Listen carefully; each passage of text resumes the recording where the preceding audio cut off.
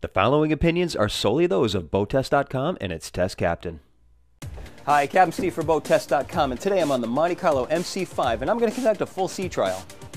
Now, of course, when we're getting ready to get underway, one of the first things we have to do are the daily engine checks. And the MC5 is under a hatch right in the cockpit. Well, the stairs lead us directly in between the two engines, so the daily engine checks are going to be easy. The engines are connected to the pods by jack shafts, so the pods are located in the lazarette. Now let's take a look at the side decks. The rails come up plenty high, but I'd like to see a grab handle here just to ease the transition up. Another rail is along the side of the flying bridge, and at this point, the rails come up 29 inches, and you've got 19 inches of space on the side deck. And notice this low point on the deck will allow water to run out the side. And now let's take a look at the ground tackle. I've got hatches to both sides of the Lumar windlass, chain running out to a plow anchor, and a stainless steel anchor roller bolted onto the bow. We've got an open bow rail so we can have the boat bow into the dock, and this will give us a convenient step. The hatches will give us easy access to the all-chain road. There's a remote control for the windlass here, as well as a control at the helm.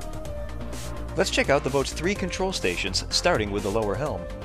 Well, we start with a pair of 15-inch Simrad displays. Twin engine displays to either side, rudder angle indicator in the center, compass just above, directly in line with the helm station.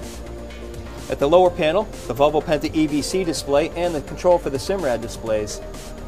To the right-hand side starts with a chain counter for the ground tackle. Just below, trim tab controls with LED indicators to the sides, digital engine controls, and the IPS joystick. The VHF radio is mounted low to the side panel. I can't see what channel it's on, plus I end up hitting it with my leg and changing channels inadvertently. I'd rather see it mounted a little higher.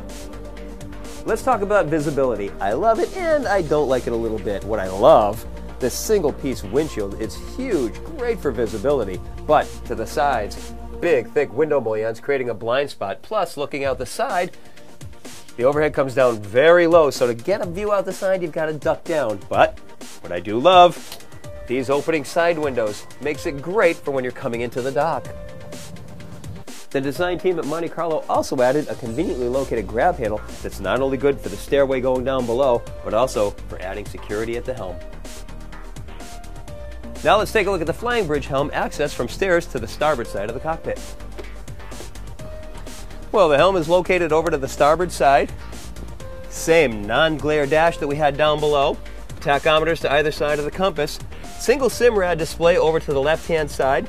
The Volvo Penta EVC displays, 1, 2, 3 of them.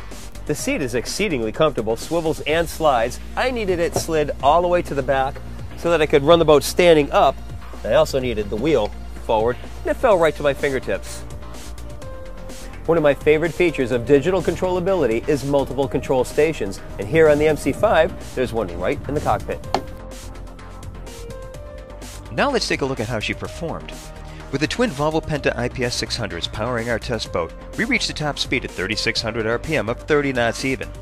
At that speed, she was burning 42.5 gallons per hour, giving us a range of 219 nautical miles. Best cruise was found to be at 3,250 RPM and 25.7 knots. That speed reduced the fuel burn to 31.5 gallons per hour for a range of 253 miles. That will easily get us between fueling marinas on our way up to Alaska or around the Mediterranean. She carries an EC-B rating for 14 people, which means that the MC5 is designed for use with up to 14 people aboard in offshore conditions up to and including wind force 8. Her ride is exceedingly comfortable with her sharp entry cutting cleanly through waves, and crossing wakes produce no pounding or harsh effects. In turns, she leans 10 degrees, remaining comfortable throughout. It was a shame that we didn't have harsh conditions during our test, but it's easy to see how well she would handle and how she's earned that Class B rating. That joystick made for one of the easiest boats to maneuver around the dock. Small pulses of the controls had us gliding alongside the dock with just a gentle layup. Backing her into a slip was just as easy and effortless. Truly, anyone could do it, and it just takes a gentle touch on the controls. And that is my sea trial of the Monte Carlo MC5. For BoatTest.com, I'm Captain Steve. We'll see you on the water.